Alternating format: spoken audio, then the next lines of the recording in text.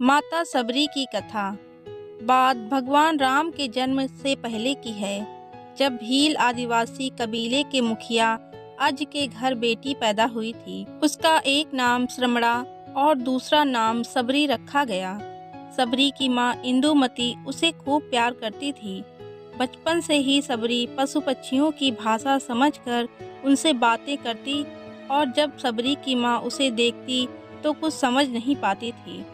कुछ समय बाद एक पंडित ने सबरी के परिवार को बताया कि वो आगे चलकर सन्यासी बन सकती है। इस बात का पता चलते ही सबरी के पिता ने उसका रिश्ता तय कर दिया। जैसे ही शादी का दिन नज़दीक आया, सबरी के घर वालों ने खूब सारी बकरियां और अन्य जानवर घर के पास लाकर बांध दिए। एक दिन सबरी की माँ जब उसके बाल बना रही थी तो उसने माँ से पूछा, इतने सारे जानवर हमारे घर क्यों लाए गए हैं? माँ ने जवाब दिया, बेटी, तुम्हारा विवाह होने वाला है, इसलिए हम लोगों ने इनका इंतजाम बलि के लिए किया है। तुम्हारी शादी के दिन ही बलि प्रथा होगी और फिर इनसे स्वादिष्ट भोजन बनाकर सबको परोसा जाएगा। यह सब सुनकर सबरी दुखी हो गई। काफी देर तक सबरी ने उन जानवरों को आजाद करने के बारे में सोचा। सोचते सोचते सबरी के मन में हुआ कि अगर ये जानवर यहाँ नहीं होंगे तो इनकी बलि रुक सकती है। ऐसा नहीं हुआ तो मेरे घर से कहीं चले जाने पर ही यह बलि रुकेगी। जब मैं ही नहीं रहूंगी तब ना विवाह होगा और ना ही बलि प्रथा। इससे मासूम जानवर बच जाएंगे। इसी सोच के साथ जानवरों को रखी गई जगह पर सबरी पहुंची। उसने सोचा कि उन्हें खोल देती हूँ, लेकिन वो ऐसा नहीं कर पाई। उसके बाद सबरी जंगल की तरफ भागने लगी। भागते भागते सबरी ऋषि मुख पर्वत पहुंच गई। वहां करीब 10,000 ऋषि रहा करते थे। सबरी को लगा कि वो भी इसी जंगल में किसी तरह ऋषि मुनियों की सेवा करके अपना जीवन जी लेगी। वो चुपचाप उसी जंगल में एक हिस्से में किसी तरह से रहने लगी।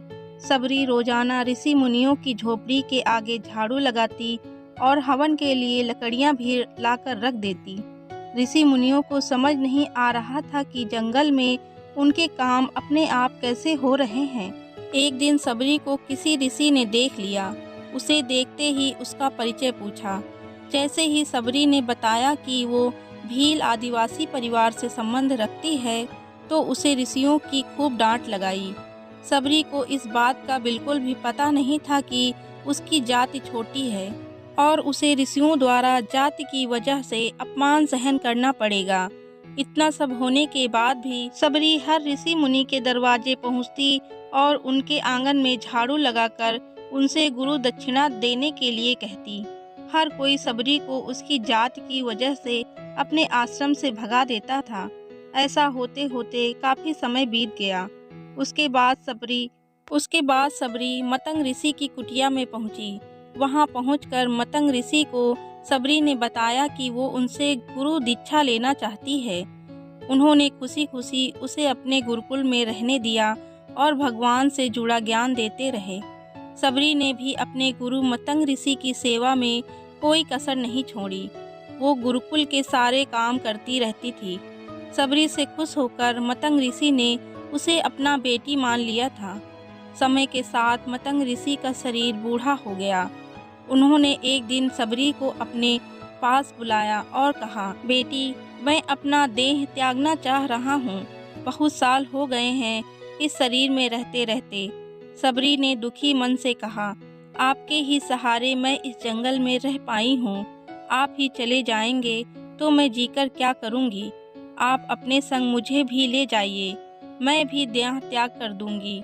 मतंग ऋषि ने जवाब दिया, बेटी, तुम्हें चिंता करने की जरूरत नहीं है। राम तुम्हारी चिंता करेंगे और ध्यान भी रखेंगे। सबरी ने राम का नाम सुनने के बाद पूछा, वो कौन है और उन्हें मैं किस तरह से ढूंढूंगी? मतंग ऋषि ने बताया, राम कोई और नहीं, भगवान है। वो तुम्हारे सारे अच्छे कर्मों का फल देंगे। तुम्हें उन्हें ढूंढने की कोई ज़रूरत नहीं है। वो एक दिन खुद तुम्हें खोजते हुए इस कुटिया में आ जाएंगे और तुम्हें उनके हाथों ही मोक्ष मिलेगा। तब तक तुम इसी आश्रम में रहो। इतना कहते ही मतंग ऋषि ने अपना शरीर त्याग दिया। सबरी के मन में मतंग ऋषि के जाने के बाद से एक ही बात थी कि भगवान राम स्वयं उनसे मिलने आएंगे। वो रोज भगवान राम से मिलने के लिए बाग से अच्छे अच्छे फूल लाकर पूरा आश्रम सजाती और भगवान के लिए बेर तोड़कर लाती। भगवान के लिए बेर चुनते हुए सबरी उन्हें चख लेती थी ताकि वो भगवान को सिर्फ मीठे बेर ही दे। रोजाना सबरी इसी तरह भगवान के दर्शन की आस में फूल और बेर इकट्ठा करती रहती थी। इसी तरह इंतजार में कई साल बीत गए। सबरी का शरीर एकदम वृद्ध हो गया। एक दिन आश्रम के पास के ही तालाब में सबरी पानी लेने के लिए गई। तभी पास के ही एक ऋषि ने उसे अछूत कहते हुए वहां से भागने के लिए कहा और एक पत्थर मार दिया। वो पत्थर जब सबरी को लगा तो उसे चोट लगी और खून बहने लगा। बहते हुए खून की एक बूंद उसी तालाब के पानी में गिर गई। तभी पूरा तालाब का पानी खून में बदल गया। ये सब होता देखकर ऋषि ने सबरी को ही डांटा और कहा कि पापिन, तुम्हारी वजह से पूरा पानी खराब हो गया है। रोज ऋषि उस पानी को साफ करने के लिए अपनी कई तरह की विद्याओं का इस्तेमाल करते। कई सारे जतन करने के बाद भी कुछ नहीं हुआ। फिर उन्होंने गंगा जैसी कई पवित्र नदियों का जल भी उस तालाब में डाला। फिर भी तालाब का पानी साफ नहीं हो पाया और वो खून जैसा ही रहा। कई सालों तक तालाब के पानी को साफ करने की कोशिश के बाद भी कुछ काम नहीं आया तो ऋषि ने थक कर सब कुछ छोड़ दिया। इस घटना के कई सालों के बाद भगवान राम अपनी पत्नी सीता के हरण के बाद उन्हें ढूंढते हुए उसी तालाब के पास पहुँचे। ऋषि मुनियों ने उन्हें पहचान लिया। भगवान को वहां देखकर ऋषियों ने तालाब का पानी साफ करने के लिए भगवान को अपने पैर उसमें डालने के लिए कहा, लेकिन पानी जैसा का तैसा ही था। ऋषि मुनियों ने भगवान से भी कई अन्य जतन करवाए, लेकिन वो पानी जस का तस खून जैसा ही रहा। तब भगवान ने ऋषियों से पानी के रक्त में बदलने की कहानी पूछी। तब ऋषि ने सबरी को पत्थर मारने वाली सारी बात बता दी। उसके बाद कहा कि वो महिला ही अपवित्र है, छोटी जात की है, इसलिए ये सब हुआ है। इसी वक्त भगवान राम ने कहा, ये सब आप लोगों के खराब वचनों से हुआ है। सबरी को इस तरह के शब्द बोलकर आप लोगों ने उसे नहीं बल्कि मेरे दिल को घायल किया है। इसी घायल दिल के रक्त का प्रतीक यह तालाब का लाल पानी है। आगे भगवान राम बोले, कहाँ है वो माई, मैं उनसे मिलना चाहता हूँ। तब तक सबरी उसी तालाब के पास पहुँच जाती है। इस दौरान सबरी के पैर को ठोकर लगती है और कुछ धूल उस तालाब में गिर जाती है। तभी सारा पानी साफ हो जाता है। भगवान सबसे कहते हैं कि देखिए, आप लोगों ने क्या कुछ नहीं किया, लेकिन पानी साफ नहीं हो पाया।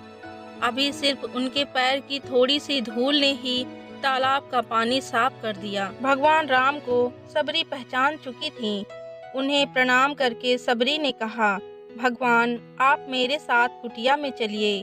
भगवान भी खुशी खुशी सबरी के साथ चल पड़े। फूलों से सबरी ने भगवान राम का स्वागत किया। वो सीधे बेर तोड़ने के लिए बाग गई और चक चक कर उनके लिए बेर लेकर आई।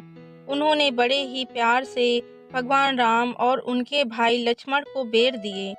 भगवान राम ने भी उतने ही प्यार से उन बेर को खाना शुरू किया। तभी बेर देखकर मुंह बनाते हुए लक्ष्मण ने कहा, भैया ये बेर तो जूठे हैं, इन्हें आप कैसे खा सकते हैं? भगवान ने जवाब दिया, लक्ष्मण ये जूठे नहीं, बहुत मीठे हैं। सबरी माई हम सबके लिए ये बहुत प्यार से तोड़कर लेके आई हैं। इतना कहकर भगवान राम प्यार से उन बेर को खाने लगे। भगवान ने जाते हुए सबरी माई से कहा, आप मुझसे जो चाहें वो मांग सकती हैं।